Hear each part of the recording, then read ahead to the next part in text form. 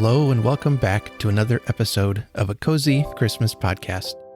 I'm your host, Art, and I think spring is on the way.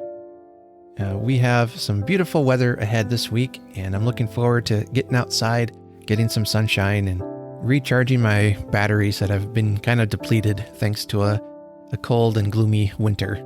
Today, I want to talk about our book challenge this month, in the month of March. The challenge is going to be The Polar Express, to read a story about travel, about some kind of adventure. Let those books take you on a journey.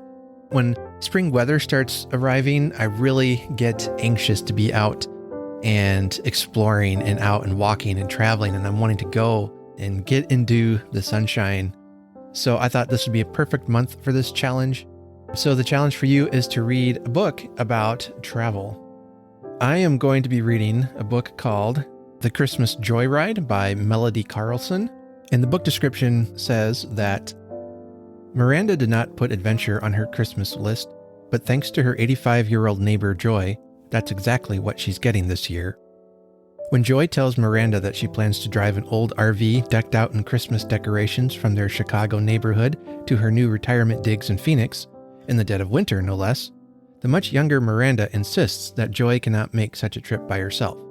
Besides, a crazy trip with Joy would be more interesting than another Christmas home alone. Unemployed and facing foreclosure, Miranda feels she has nothing to lose by packing a bag and heading off to Route 66. But Joy has a hidden agenda for their Christmas joyride, and a hidden problem that could derail the whole venture. No one captures the heartwarming fun of the Christmas season quite like Melody Carlson.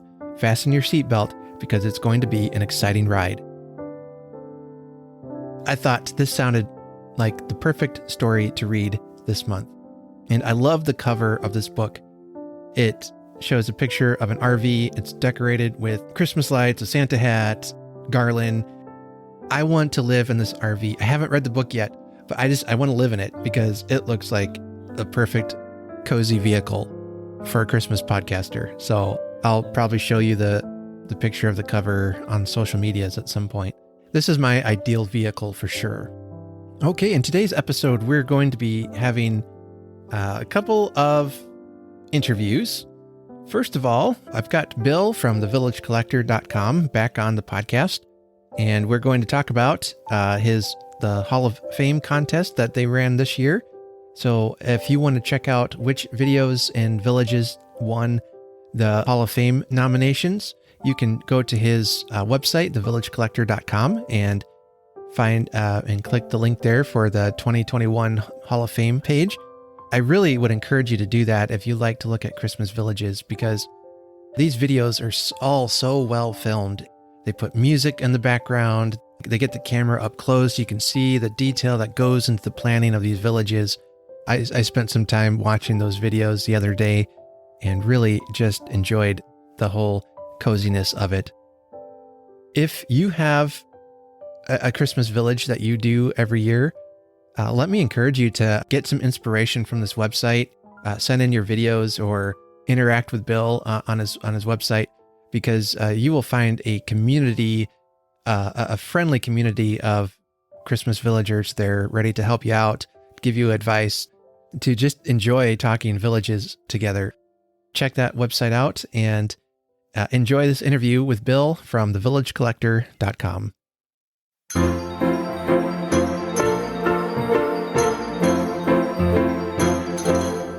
Well, it's award season. We've had the Oscar nominations out, the Golden Globes, and all those fun awards. We've even had the Ratty Awards from the Totally Rad Christmas podcast out. So I got a couple of nominations on that.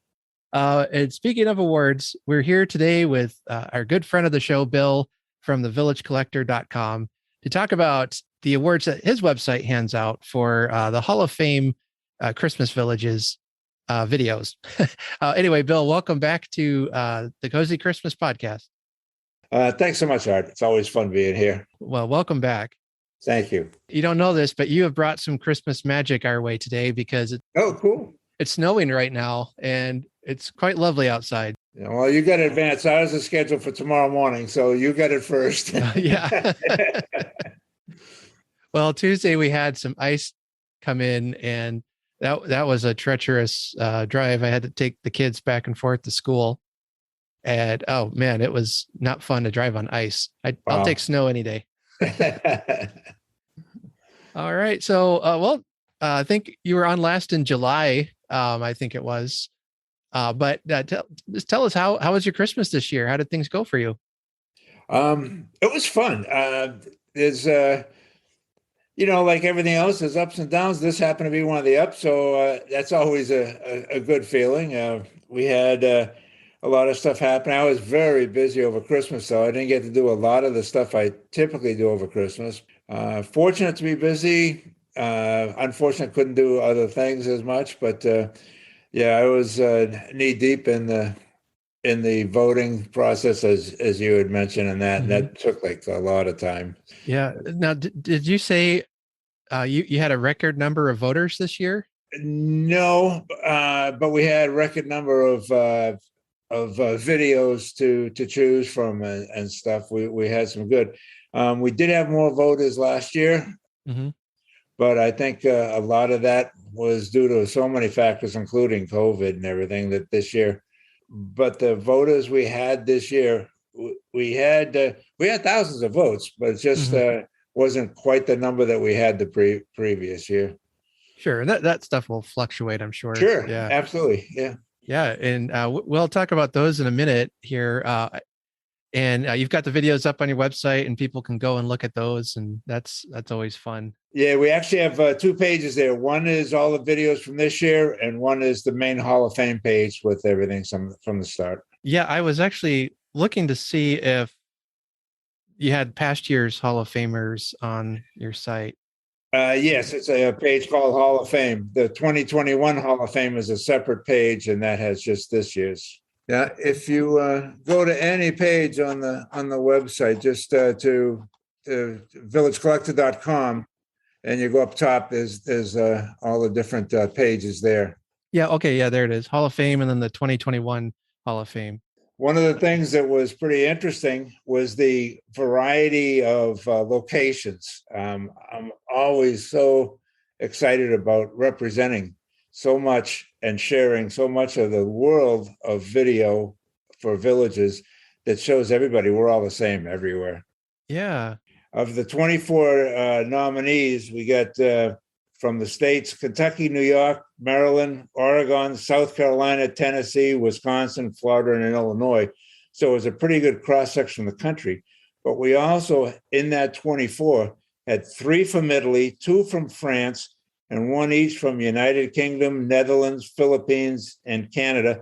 And there were 6 that had no locations listed that could have been from anywhere. So, I mean, that's pretty amazing when everything is the same for villages and it's all over the world. I love that. That is really cool. Yeah, that's been one of the fun things about doing a podcast, on the internet is I've got listeners from all over the world, and I've gotten to interact with people I never would meet. Isn't that life. Fun? I mean, that is so cool. Yeah, Christmas just becomes a global phenomenon for sure. Yeah. Do you have any idea what's the big news in village collecting this year? That it's still going on. Surprise. Villaging is changing. It's changing a lot. I mean, it's changing from more of a collectible passion to a commodity passion. I mean, the businesses have to do that same business. I understand that. I miss the old style, where you get on the hunt and you go looking for the piece, or you take trips or whatever. My fun phrase I use is we're not collectors, we're acquirers now. If they want a building, they click on the internet. 2 days later, it's at your doorstep. It takes some of that out, but it's just different. I just being old school, I miss some of the old style, but it's still going strong, growing in different directions, but growing, and that's really cool. Yeah, and then on your site, you had mentioned, I think it was the last time, you had found somebody to do an article or write a post about train collecting. Yeah, actually, yes, we do. We have Brian Vale doing that on a page called the Train Station, but we've added others too. David Spears has been with us since the beginning. He has a great page and a great column. Larry Treadwell writes great stories. He's been on there for a long time.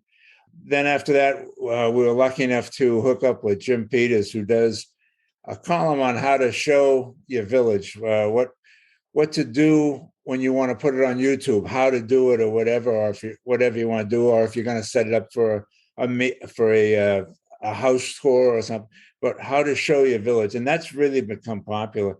And then, as you said, Brian, for the trains, but we've also picked up Thea Hank, who was Thea's from Canada.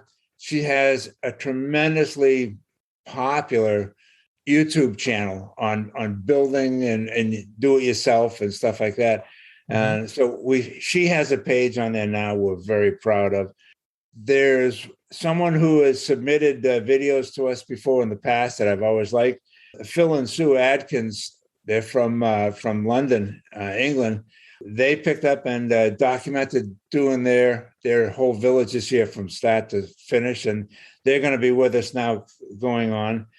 And just recently, within the last couple of weeks, we've added a page, the Village Cafe. We've repurposed that and now have guest columnists on there. So anybody who wants to give their opinion, tell me something about villaging, anything at all to do about villaging, any subject, to write a poem, I don't care, anything at all, who wants to share it with others, I can put it on the cafe. And the first one we have on there is Greg Cassidy, who did an awesome column.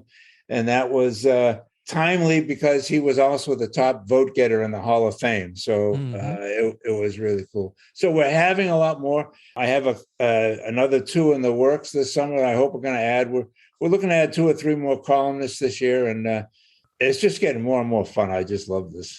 Good. Well, it's always good when things are fun. You know, when your hobbies start getting to be work, that's that's when it stops being fun. Yeah. I like the recent article that Brian wrote on the red or the February 6th one. And there's a picture of the Santa Fe model train. Yes. And we had a set when I was a kid. It looked like that. I don't know if it's the same one. Ours was probably cheap. But it was just one of those train sets that went around in a circle kind of deal. But seeing that picture brought back all the nostalgia and memories of, playing with our train set and having our GI Joes or Army guys around him, doing all that stuff with them. Yeah, it was a lot of fun memories of that. That's one of the key things about villaging in general is it just, no matter what you do, it kind of brings back a memory of something here or there. It just keeps a lot of things alive from Christmas, and that's really neat. Well, let's talk about your the Hall of Famers this year. It looks like you had a good response, and I guess as you mentioned, they're the first time occurrence that you actually had a tie for 4th place. Yeah, it was pretty cool. So we wound up with 5 instead of 4 because of the tie. We didn't want to go to tiebreakers or anything. It's just that has not the attitude we're looking for. We're looking to just share what we got, and if so many viewers pick these, then we'll put them on there. I will take one little aside first, and I want to compliment you on the Dickens reading. I love those Dickens readings you have on your blog. Those are so cool. You do a great job with that. Good, thank you. That was so fun to read. It was something I actually wanted to do. Well, I came up with the idea my first year, but I just had too much other stuff going on. So I thought, okay, well, my plan was I'd record a little bit of it throughout 2021. And then that way at Christmas time, it would be no stress. I could just put it all out. It'd be all done. And of course I wait until the very last minute. I'm scrambling, but it was a lot of fun. Well, Dickens is my favorite. In fact, my favorite village. We celebrate all villages, all brands, everything, but my personal favorite is Dickens, and that kind of hit right home and tied it all in for me. I thought that was really, really cool. Yeah, the second place nominee for the Hall of Fame that you have it was the Dickens Village, and that was my favorite video of the 5, because of that tie-in. Yeah. I agree. Yeah. um, so coming in at numbers 4 and 5, we have, let's see, one called a Christmas Facade and another by Jim Peters called Claire's Christmas Village. And they both came tied at 217 votes. Not only are these videos great, you see the craftsmanship that goes into designing, but the videos themselves, or Jim Peters' video, had a lot of little neat camera things in it that I thought was enjoyable. And give a plug there, Jim Peters. He's the one that does our column, "Show Your Village," on how to show your village. And as you said, it really is neat the way it happens. He practices what he preaches. So that's really cool. It looked like he had a couple of little I don't know, you call them Easter eggs or something, where there's like a little video inlaid into the video of his village. You see, I think probably his grandkids or his grandkids. Yeah. He brings them in a lot. And that's always fun. Yeah. It's a fun way to bring your family into your hobby. What I liked about the, is it Modestaville? It's the one who made number 4. Yeah. I like that. That one felt very, the village they constructed felt very like rural America, kind of an old fashioned feel to it. It reminded me a bit of the town I live in right now, actually, just maybe a little bigger and fancier, but it definitely looked like a cozy Iowa village or something that you would find around here. Oh, that's nice when you can relate to it. That always helps. Yeah. Yeah. What I thought was interesting about each of these is, you go in thinking, okay, it's all just going to be the same thing, but each one, Claire's Christmas Village had like a city, but also had suburbs to it. This number 4's was kind of a more old-fashioned town, and then we had the Dickens Village. You had one that was Christmas in the City, which was number 3's. You had all these different styles, and then of course the one who won this year wasn't even about Christmas, so. It's amazing, and it's nice that the village videos shows off different size villages. I mean, you don't need 600 buildings to be a good village. I mean, that's always nice and everything, but we've had some with a dozen and or less, and it's really. It's all about how you put it together and how much of a passion you have, attention to detail and stuff like that. It's not how much money you spend on it. It's what you do with what you got. And it's just really, really good to see the variety that's there. Number 3 was by Mark Friendo, if hopefully I pronounced his name right. Yes, Friendo, yes. I think that's the way you pronounce it. I'm not 100% sure, but I believe so. And talk about close voting. That came in only about 5 votes less than number 2. So very close tie. And theirs was called Christmas in the City. I like that because it looked like New York City. And I loved there's a train. You put the train in the city. And I think with just a combination of the music and the way he designed it, it really captures the chaos that you find in a place like New York City at Christmas time. At least how I imagine it. Yeah. Yeah. And he's from New York, Long Island, but near New York City. So that he's got some personal input in that when he's building it. You build your village for what you like, and all like that. And the different brands of buildings and all now can accommodate almost anything. Department 56 has a whole village called Christmas in the City, and other brands have things, maybe a different name, but for the same idea. So there's a lot of material to work with for no matter what you want to try and build, and it makes it so much better. I mean, I'm sure that you don't have to stick to one brand. I mean, I think most of them you can mix and match. Yeah. Yeah. Some people do, some people don't. I mean, that's the freedom of villaging. Yeah. When I first started, the main one was Department 56, and that was like the only game in town for quite a while, unless you built your own or had the cardboard putz buildings. I don't know how to pronounce that, but Department 56 really took off. But then other brands have come in because it was so popular, and now most people just mix and match whatever they like. It's a free for all out there. my favorite was number 2, the Department 56 Dickens Village, Yes. put together there by Soaring Hawk, I guess is the channel name. That's like marketed right for guys like me. It's the Victorian style village. It's Dickens themed. I love the video, the Christmas music he played, all that. It just all came together really nicely. Yeah. Soaring Hawk EO has actually been in the Hall of Fame before, so it's not his Okay. first time there. His stuff is always really good, and he's become a frequent visitor to our site, which is always cool from our point of view. I mean, we're very proud of that. But he comes in and gives me a link for this or a link for that and everything. I'm just amazed at his work. Really good. I like towards the end of the video where he had, the room lights off. So all you saw was the glow of the village. And then, the camera's panning through. And then I see one building where all the people inside are dancing. That's just remarkable craftsmanship for Department 56 that Yes. able to make something like that. I expect that was probably Fezziwig's dance or ball or something from Dickens. That was a lot of fun. I really like that one.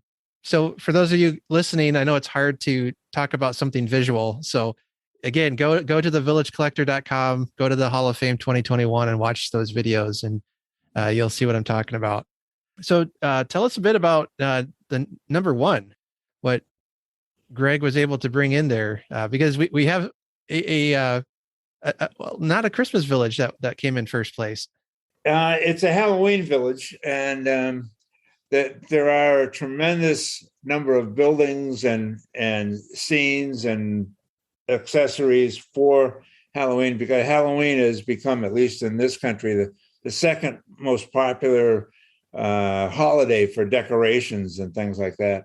And there's a lot of people that are really into the Halloween villaging, who aren't even into the Christmas, but they put the Halloween up and that stays up. And then there's some that do it every season for every holiday, and it's change and change and change. But Greg is big on Halloween. He has a Christmas village. It's small around his tree, like a lot of people have a few buildings around the tree, and it's growing a little bit from here. But he loves the Halloween, and in his column on the cafe, I believe he talks a bit about that. But he's a very good detail villager. I mean, when you look at his videos, the details, how it's laid out, and what's in there, they're very impressive to me. They really are. I love his work. And that's what I noticed. I like obviously Christmas far more than Halloween, but yes, to me, Halloween is the kickoff of Christmas season. So yes, it's easy to get excited for it. But yeah, I noticed it's how detailed everything was, and you could almost see it telling the story of the Halloween town, and it was really well done, and without looking completely chaotic. It was just very organized, and I don't know. There's some stories in that layout.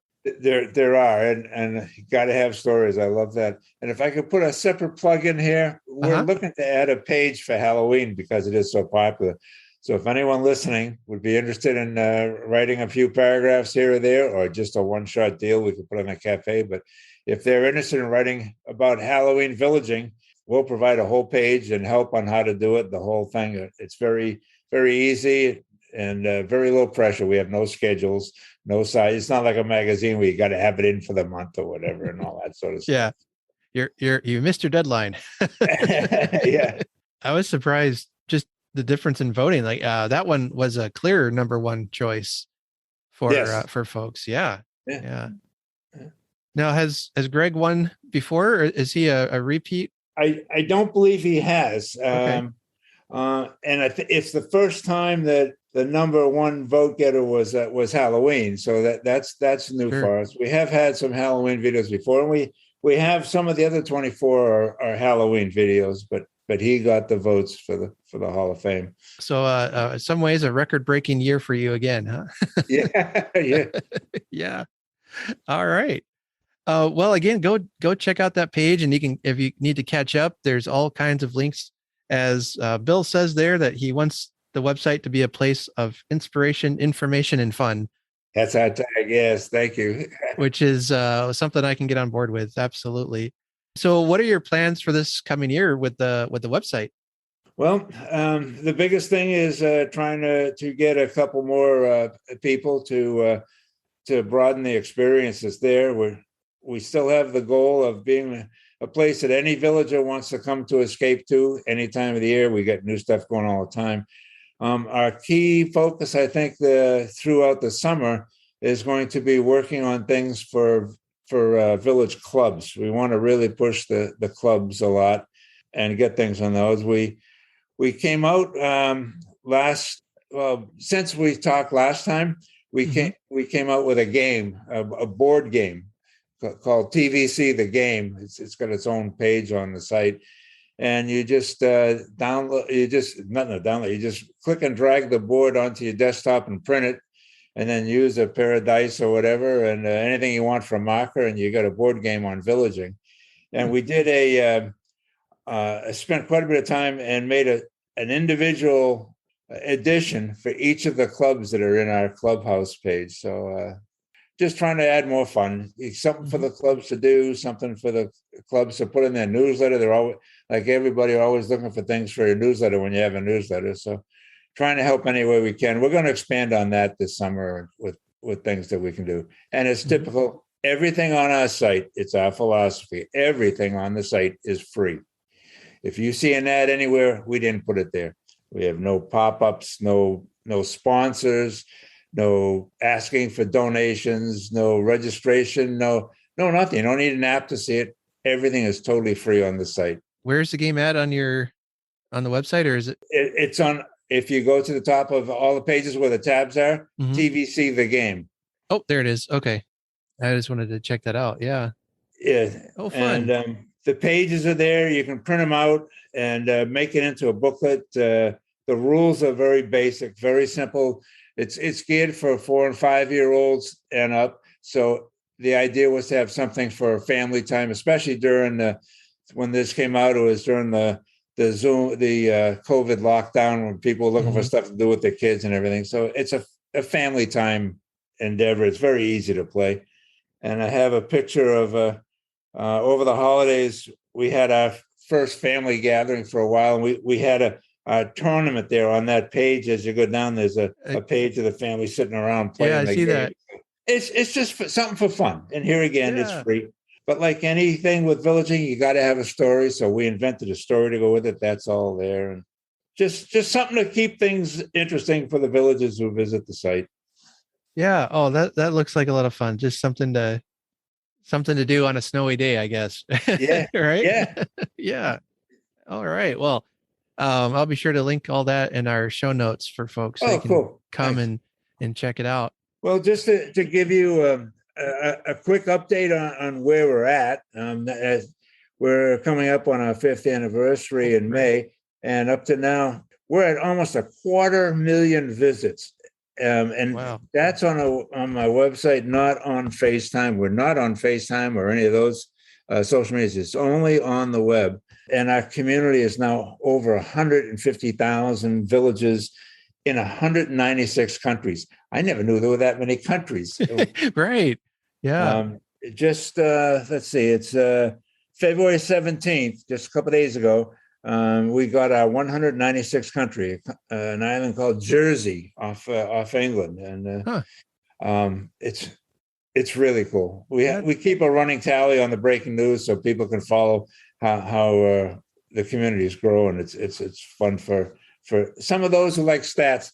That's the fun page. Oh, I love stats. I love looking at the podcast. And when I first started watching, when I start getting listened to in all the states, the 50 states of the US, and I think it was North Dakota was the last one, and it hung on for a long time. And come on, North Dakota. Yes. If any state should be listening, it's you guys. Yes. It's freezing cold all half the year. So, but yeah, we finally got listened to in all 50 states. And then, yeah, it's just neat to see people listening all over the world. And then it's fun to track that sometimes our show will bump up pretty high on download charts in different countries for whatever reason. I don't even know, like, it just seems random at times, but. Yeah, but word of mouth. Someone finds it, and all of a sudden, once they found it, they, like the old shampoo commercial, they tell two friends, and they tell two friends, and they tell two friends, type of thing. I think that the neat, for me, the neat experience was, it was probably within the first 3 or 4 or 5 months of starting. And I heard from a listener in the Philippines. She had emailed me and I was just saying, hey, I listened to your show. We love Christmas in the Philippines. I mean, they pretty much, from what she said, they start in like mid-September and just. The Philippines is, they're one of the top countries that visit us. And we have a club in our clubhouse from the Philippines. Christmas is huge. I didn't know that at first, but as I started conversing with the people over there, Christmas is very, very popular in the Philippines. And they were the first ones that introduced me to the term the Bers. I had never heard that before. Everybody looks to celebrate the Bers, B-E-R-S. What are the Bers? September, October, November, and December. Those are the Bers. It's a holiday season for them. So I never heard that term. That's great. Yeah, I heard it was. I didn't hear about the Burr months until I started hanging out with the Christmas podcasters, and they were always talking about Burr months. And I'm like, what's? Oh yeah. I even heard from a listener in Iran. Really surprised me, but that's incredible that just people listening everywhere. Well, we're a couple of global media sensations, I guess. Right? There you are. We might be a global media, but it's one passion, one endeavor, one village. There you go. Well, Bill, as always, it's great to chat with you. Best of luck again on this upcoming year with all that you have planned on the website. Thanks so much, Art. It's always fun. I appreciate it. It's thevillagecollector.com, and all kinds of fun you can have there. But like I said, I watched some videos today and it just put me in a Christmassy mood. Then it started snowing. So who knows? If you watch a Christmas Village video today, it might snow where you're at. So no guarantee, but all right. Bill, thanks again for coming on. Thanks again, Art.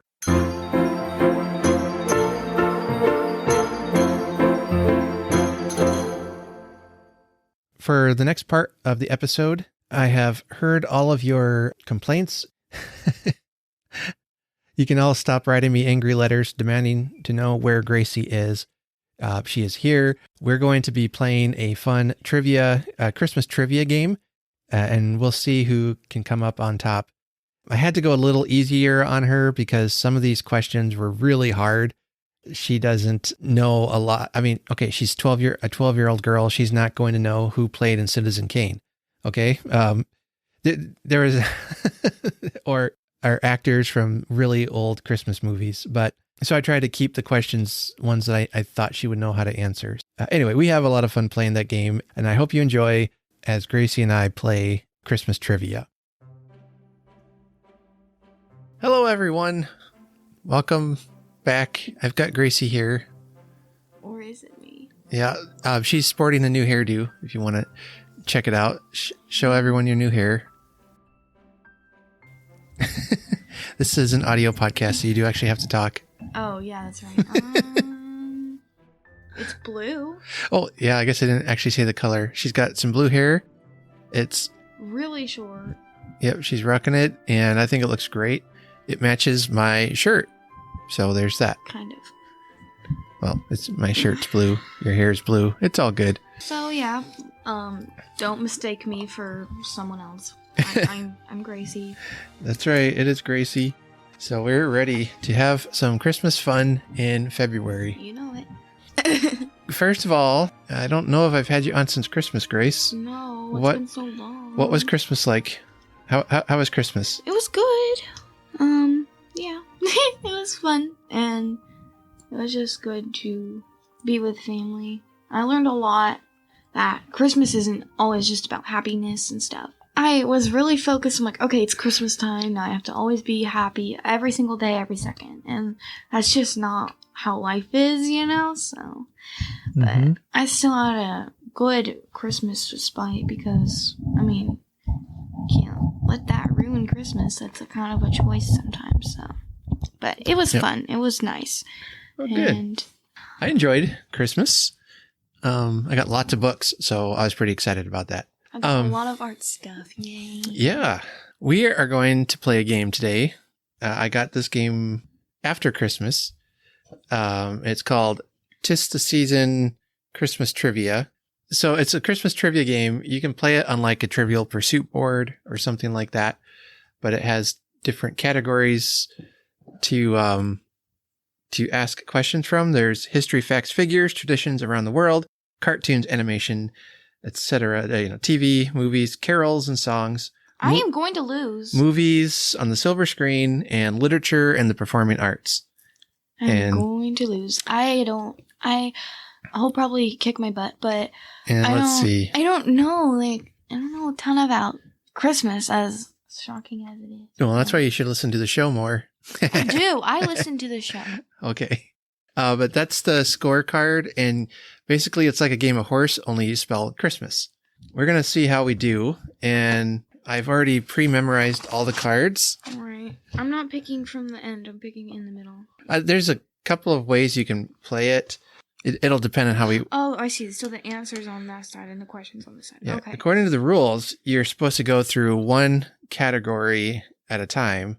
I mean, depending on how you want to play it, you can pick your own category, or you can just go through an order. And the first one to spell Christmas wins, or that's 1, 2, 3, 4, 5, 6, 7. I'm probably not going to do points. very good because a lot of these are historical questions and I'm not very good at that. So we'll give it our best shot, but I think he's got that one in the bag. But yeah, so the questions are on one side and the answers are on the other, but no peeking. Otherwise. Okay, I won't peek. So do I start we'll go first, or you'll go first. You'll ask me the question first because I'm smarter. Like, do you want me to start. Do this. Hey, I have straight A. Oh wait, do I have straight A's? I have to look, but I think I have straight A's. Okay, sorry about that. Anyway, edit that out. That's boring. All right, go ahead and start with Star. This is history question. Stars? Okay. What Simon and Garfunkel quiet song was #1 New Year's Day 1966? Oh, I have no idea. I don't even listen to their music. I recognize the name, but that's about it. It's hard. That's going to be hard. I'm going to, maybe I'll just guess something. Merry Christmas. No, the sound of silence. The sound of silence. What does that have to do with Christmas? I don't know. I guess it might not have been a very loud song then. Yeah. The sound of silence. Get it? All right. I'll start with Grace. Should I put this at the end or just keep it? Just at the end. Yeah. Okay. Okay, Grace. History, facts, and figures. Does UPS deliver on Christmas Eve? Yeah, I want to say no, but I'm hesitant. But I think probably not, since it's really close to Christmas. But if it's obviously the other one, though. Are you sure about that? No, I'm not sure. Is it no? The answer is... Wait. Think about it. Do we get mail on Christmas Eve? Yes, I guess. Yes, I guess. No. The answer is yes. Okay. Good job. Gracie gets a C. Okay, I didn't think so because I guess I don't pay close attention, but I've never really seen the UPS guy come to our house on Christmas Eve. Mm. And we have a lot of presents that come late. I feel like if they, or like come because they can't mail on certain days around Christmas. So I just thought no, because that's how it seems on some days. They just don't come near Christmas or something. Well, you got that. We'll go on to the second question. In Valais, in Switzerland, what hot beverage is served at the Christmas supper? Probably some kind of tea. I don't know what kind, but probably some kind of tea. Is that your final answer? I guess. I don't know. I'm trying to decide how helpful I should be here. Think hot Christmas Eve beverages. Hot chocolate? Is hot chocolate. Is that your answer? I guess so. I'm so cheating here. You are exactly right. Hot chocolate. Okay, it's British people who drink tea all the time. I should have said. All right. She is onto cartoons, animations, and made for television, movies, and specials. Here we go. In what United States city is A Very Merry Cricket set? New York City? The answer is New York City. That was a good guess. It seems like everything fun is in New York City. So Yeah, I don't even know what that US. movie is It about. just said U.S. City, so I'm like, I'm just going to guess that. You've got CHR so far. What is the biggest selling Christmas single of all time? And that's for music. So the most number one selling Christmas single of all time. Silent Night is really popular, but was there like an original singer for that? Or is it just like a random, is it talking like first music videos or like covers or what? Looking at what the song was, this would be more of Silent Night was written a long time ago, like 1800s. Wow. This one was written a long time ago, but not that long ago. I'm thinking of maybe like less church, like, and more like, I don't know. You're thinking on the right track there. The like Christmas song, or like the one that goes "Have Yourself a Merry Little Christmas" or something like that. It's not fun. That, but it's around at that time. I think it was written. Okay, just the song is "White Christmas." Oh, duh. Okay. So I was actually guessing Mariah Carey's "All I Want for Christmas" because that sells a ton. Yeah, it's really popular every time. Okay, but anyway, my turn. Finally, get the rally caps on, kids. Okay. Here we go. So do you want me to start on Star again? Or I'm on the candy cane. Oh yeah. What Sleepy Hollow author was the first to describe Santa Claus as fat and jolly? I know this. Oh no, and I completely am blanking on his name. He wrote Sleepy Hollow, Ichabod Crane, Washington Irving. If I'd gotten that wrong, I would be ashamed to call myself a book nerd. It happens because you read so many books that you can't keep your authors straight. Yeah, I read that. I've read those stories. It's they're set in the early 1800s, and it's talking about this guy who's going to a friend's house. He's visiting for Christmas, and he sees a very early rendition of Santa. I thought since you helped me a little bit, I'll help you. Okay, if you need it, and I just okay. Candy cane is traditions around the world. Oh, you'll know this one. What is the flower of night in Mexico? The flower of night in Mexico? Well, you might know this. It's like a Christmas or like Christmas type is it flower. poinsettia? Yep. Oh, that was a guess. Okay, Christmas tree. Let's hear about those TV specials. What is the evil boy's name in Yogi's First Christmas? Otto or Cinderly? What was the second one? Otto or Cinderly or something like that. It looks like Sydney, but there's a Y. Sindley? Sindley, yeah. This is a 50-50 chance. Just guess. I'm going to go with Sindley. You're right. Oh. That's not fair. No. Maybe I should have gone with Otto. Okay. No, we're tied. Christmas log time. In Up on the Housetop, what does Nell want from Santa?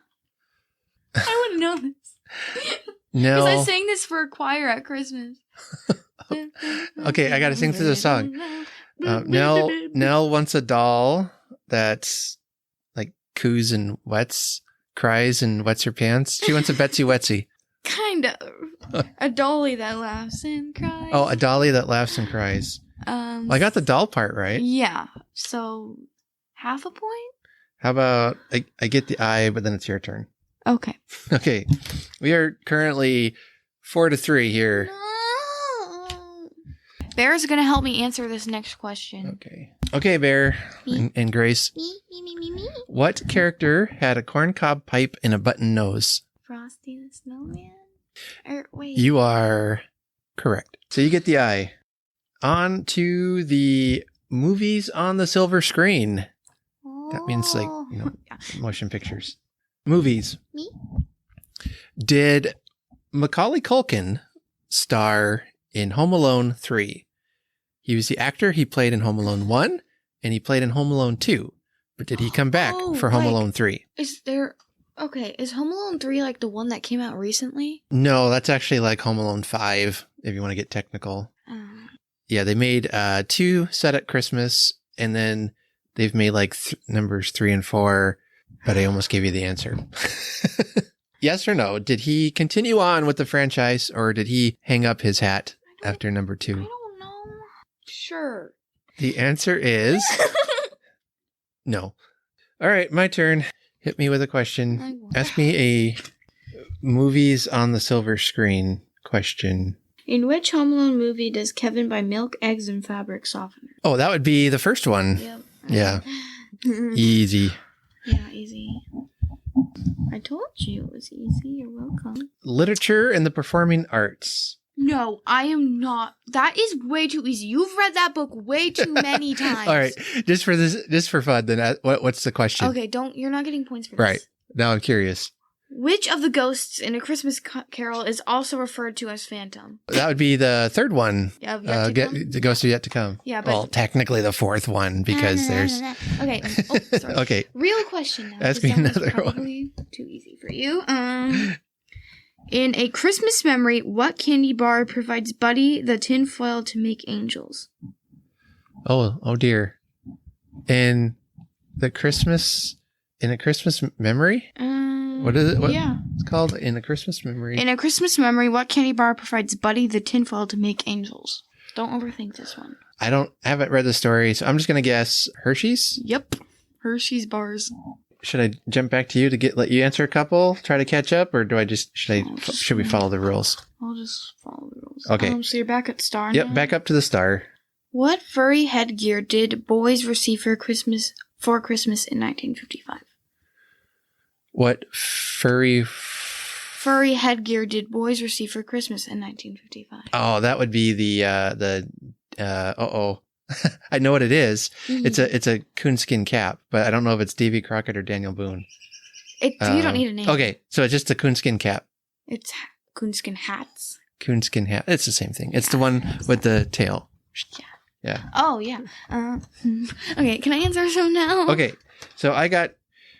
to M. I got to M. I'm gonna give Grace a couple questions, see if she can catch up. All right, Grace. What color is the Grinch in Jim Carrey's How the Grinch Stole Christmas? Green. Gonna have to think carefully and hard about this now. Green. Are you sure? Yeah. Are you positive? Yeah. The answer is green. Yay! Time for literature. Oh, goody. You might know this one. It's from The Christmas Carol. Probably not. But you've seen movies of it, right?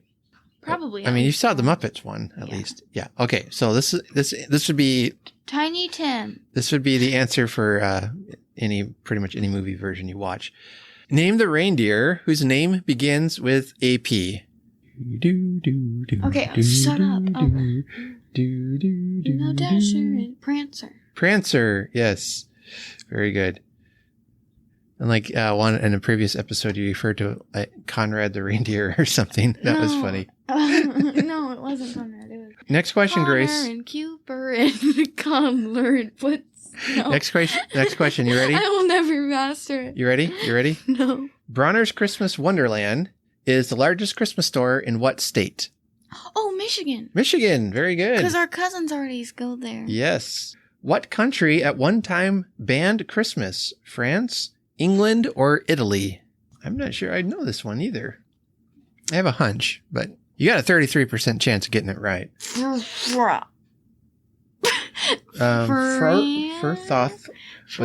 I don't know. I'm just guessing. You gonna just pick France? Yeah, I guess. Okay, and the answer is England. Oof. See, I thought it would have been England because of the Puritans and all that. I don't know my history. I'm terrible. It's all right.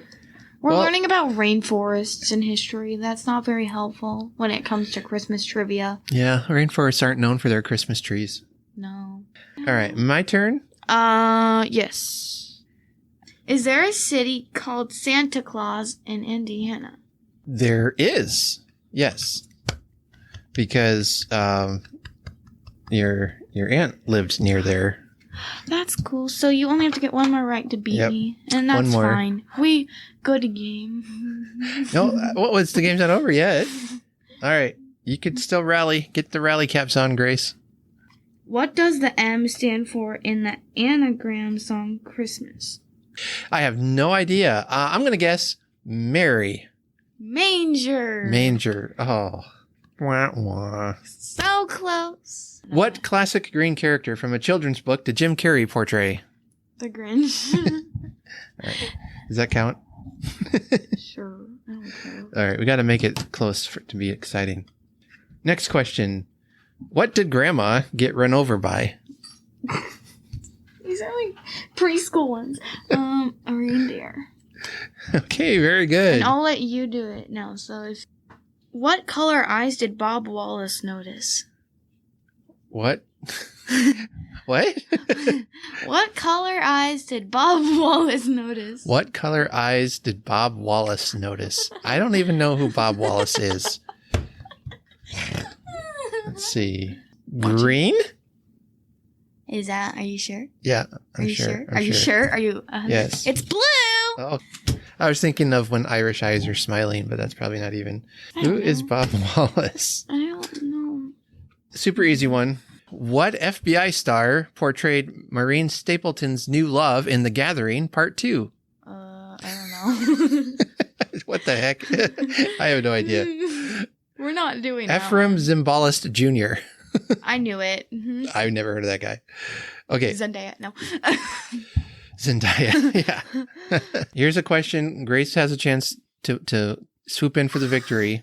What song contains the line, Christmas Eve will find me where the love light gleams? Oh, I'll be home for Christmas. Yes, you were right. I'll be home for Christmas. So I win? You won. But we cheated like 3 million times, and you gave me like kindergarten ones, so I feel bad. So I think it's a tie. All right. Well, that's the Christmas trivia game. I like that. That was fun. Yeah, it was. I'll have some were like, what does this even have to do with Christmas? Why? Some of this we've never heard of. I'll leave a link in the notes below if you guys want to get your own edition, because this was fun. I love trivia games. So, yeah. And then it has some stuff on the side. It says color coded and can be used with other trivia games. So if you have like a Trivial Pursuit board, you can play it with that. It contains 18,000 Christmas questions. So that's a lot. You're not going to run out. On the next episode, we're going to answer all 1,800. Yep. And 1,800. I thought you said 18,000. Oh, did I say? I meant 1,800. I was going to say that's a lot. It also includes independent game rules. So there you are. Yeah. Yeah. And you can add your own twists to it, like we were doing. No, actually, this was made in 2020. It looks like is the recent edition. So the game should have some modern, pretty recent questions. So it will have historical questions, but it will also have more modern day questions. Well, that'll be it for today. We'll have Gracie back on. I think we're planning to have Aaron back on as well. We're sorry we have not had me on in a while. I'm not sorry, but hey, I'm the reason you have so many. I'm just kidding. I'm just kidding. Yeah, I should have introduced you as, and now the reason for my 80,000 downloads. So, we hope that you have a merry-ish Christmas. Have a good February. Have a good March. We're in March now. It'll be March when this comes out. Have a good March. And remember that then means there's only 9 months till Christmas. Yeah, this is so cringy. So guys, thank you for watching. We hope you had an amazing experience on this video. Make sure to like and subscribe and have yourself a very cozy Christmas. Bye-bye. That wasn't awkward at all. Talk about cringy. Okay. There are only 302 sleeps till Christmas. That was worse. See you later, peeps. Already out. You have to make a pooper section. You have to make a pooper section. I'm crying. All right. And we're done.